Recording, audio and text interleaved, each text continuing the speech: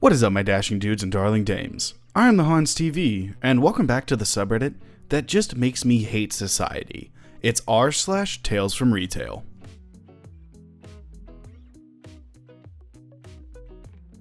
First post for the day comes from Banana Brownie.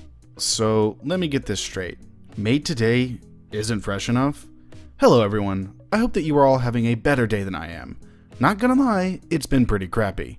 So I figured I would share one of my favorite customer interactions with you all. I currently work in the salad bar portion of a grocery store, when I'm not thrown into another department to cover someone. Basically, my job is to make all the fruit and veggie platters, small snacks, and all the salads. One thing to note is that things are made fresh every day, and our expiry date for all of our items are no more than 3 days. Now, on to the story, shall we? A few weeks ago, I was working away by myself, being particularly awesome, when a gentleman came up and began looking. After a minute of looking, he sharply asked, "Do you not have any fruit past the 27th? No sir, I'm afraid I don't." Thinking in my head, I just set that out a few hours ago. And beside, the best by date is the date made. Sir. Well then, never mind, and tosses the fruit back and semi-storms away. Let me preface, I have worked many a year in many retail jobs, but this just stunned me for a minute afterwards. How is made today not fresh enough? Anyway, that's it, and keep being awesome, you filthy animals. I mean, what does this guy want? A fruit platter made from the future? Yeah, good luck with that, buddy. Our next post comes from Roso Orenaro. Customer uses Wi-Fi to shut down Wi-Fi. Now complains he has no Wi-Fi. Hi, another story from my electronic parts store where I worked 1 year ago. My former colleague and I sold a LAN-controlled power outlet to a customer that came asking us for a LAN-controlled power outlet. We served him exactly that, and he confirmed that it was exactly what he wanted. A LAN-controlled power outlet is basically a replacement for a traditional power outlet that you control by plugging an internet cable to the router. You use your phone/tablet to control it. It's mostly used for lighting. What this customer didn't tell us was that he wanted to control the Wi-Fi in his house. The next day, he came into the store furiously claiming that we ripped, it was non-refundable, him off. His problem was that he was plugging the router's power supply directly into the Wi-Fi outlet, and that he needed to remove the Wi-Fi outlet, plug the router into a regular outlet in order to reactivate the Wi-Fi outlet. In other words, he was using Wi-Fi to shut his Wi-Fi outlet down, but he couldn't reactivate it because he had no more Wi-Fi. The more he was explaining to us, the harder it was to hold our laughter. We showed the solution he needed, which was free to begin with. It's basically controlling the router by entering its IP address on a web browser, but I will spare you the details. The special outlet costs $60 Canadian. Don't things like that normally come with a manual that tell you how to control it and how to set it up and stuff like that? I mean, my computer did. Everything that I bought for my computer did. So why wouldn't that? This next post comes from Failthuzad. Lady at store thinks she can open food containers to try what's in them. Not the best storyteller, but here goes. I worked at a national grocery store chain for a couple of years and saw this one day. I was stocking the shelves and made my way to the cracker aisle when I saw this lady sitting on one of those motorized carts. She was opening every different flavor of cracker, trying a few, then putting them back on the shelves. Ma'am, I'm gonna have to ask you to stop opening the product before you pay for it. No, you have too many choices and I need to know what they taste like before I buy them. I didn't want to argue with her. It had already been a long day. I went on and got my manager and explained the situation. I also pulled the stuff she opened off the shelf. Now she hadn't left yet, so the manager went and spoke to her and got her to agree to leave after she paid for what was in her cart. Manager let her get up to the register after waiting in a long line and began putting all the boxes she opened on the belt. What is this? I'm not buying this. You can either buy it or I call the police and report you for shoplifting. Good luck with that. Manager has the police called, and after they check the cameras and watch her do it, she gets slapped with shoplifting charges, and she has to pay for everything she opened. Her total was even higher after that, because they saw everything she opened and not just the crackers.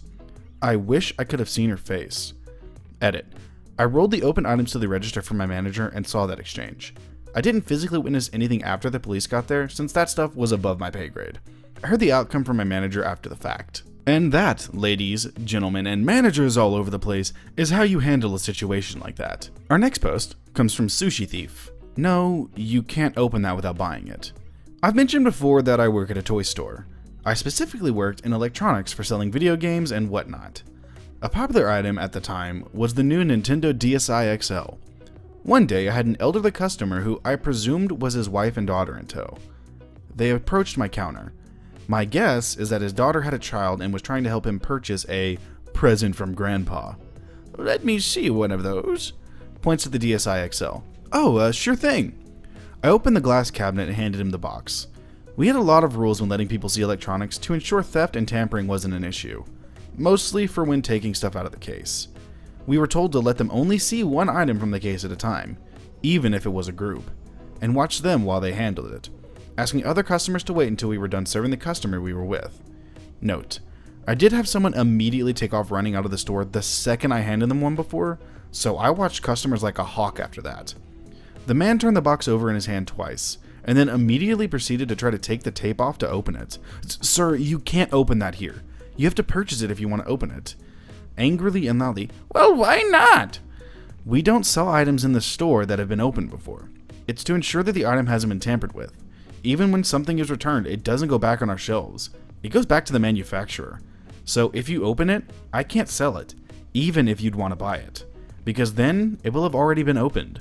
"Well, how do I know there's not a bunch of crap in this box?" There's not. If there somehow is, you can return it after you've bought it. If you're that worried about it, you can purchase it and open it here in front of me. If there's anything in that box other than what you paid for, I'll take you to returns and get your money back before you leave the store.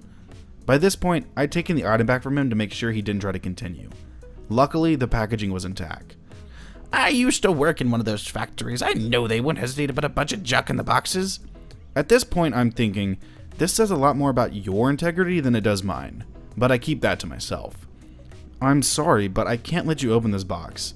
You can purchase it and open it if you like, or you can choose to purchase it elsewhere." "Forget it, I don't want it anymore." They left, and I never saw them come back. I can understand being skeptical about what you're buying if you're buying it like online or from like eBay or something like that, but if you're legitimately in a store where they sell this product, I think there's a good chance the product's in the box, not something else. Our front post for the day comes from Caffeinated Goot. Sure. So, I've been working retail for the last 2 years, and strangely it seems I'm a bit of a weirdo magnet. This here is one of my favorite stories because of some of the reactions I've gotten from people, and the reaction of my colleagues as it happened. A friend of mine suggested I post it here, so here I am. This story takes place over 2 days, months apart. That's what makes it unusual. I was minding my own business on the shoe department. I work in a large department store, and I'm rotated to cover various sections. It was a slow day, so when I finally got some human activity in my section, I jumped right to it. This woman walks in my section, picks up a shoe and approaches me. "Sure." She stood there, holding the shoe out, size 8. The silence hangs awkwardly as my brain computes what just happened. "Sure." She's a bit more firm in the delivery this time, kind of jabbing me with the shoe. Now, normally the procedure is you pick up the style of shoe you want, bring it to the member of staff on the department, and ask them to get you a specific size. Being the awkward individual I happen to be, I wasn't expecting this deviation from the script. I ask, "Do you want the other pair?" She tuts, making a big display of showing her eyes. "Sure." Now she's raising her voice. I try to take the shoe from her so I can get the code, but she snatches it back from me. And here's where things gets weird. "I want a size 10 for God's sakes." What? I was a little more than taken aback by this, but I did my job. Got the right size, then helped her try the product on as per my job. Albeit, while trying to keep my distance from her at that point onward. I thought to myself that this must have been a strange customer. But then, 2 months later, I'm back on the shoe department, and this little old man approaches me with a size 9 in his hands. "Sure." I raise my eyebrow. "No way." "Can I help you?" I tentatively ask. A decidedly more impatient "Sure" follows. The guy throws his hands up in a gesture of pure exasperation. "Size 10." And that was it. This has been rolling around in my head ever since that second incident. Why? In what universe does "sure" translate to "Hello, I would like to try on this shoe in a size 10 if you happen to have it"? Did I miss a memo? When did this happen? I have no idea how these two things are related. None of my colleagues have ever had any experience like this, but it happened to me twice with completely unrelated people. If this happens a third time, I don't quite know what I'll do. This is one of the stranger stories I have. Maybe someone can enlighten me on how "sure" has a wider meaning than a simple affirmative. Anyway, thanks for reading. I've been trying to wrap my brain about this for about 5 minutes on how "sure" means that you want this shoe and you want it in a different size? Like, I mean, it's pretty obvious what their policy is. I'm pretty sure it's stated. So how does that translate? Well, alright, my dashing dudes and darling dames. That is going to do it for today's episode of r/Tales from Retail. I hope you liked the stories, and if you did, I'm going to link them to the description as always. And if you liked the video, feel free to share, like, comment, and subscribe. But with that being said, I will see you in the next video.